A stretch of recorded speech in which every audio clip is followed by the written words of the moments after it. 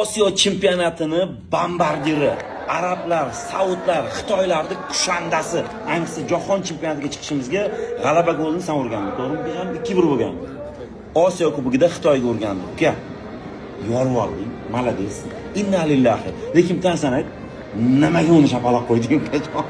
Aka, endi erkak kishimiz u. U kelib qusholib oldi uni. Kerak qochadigan tepib ketdi. Endi metin tegib ketdi. Hech narsa qilmadi o'zi, bahona edi.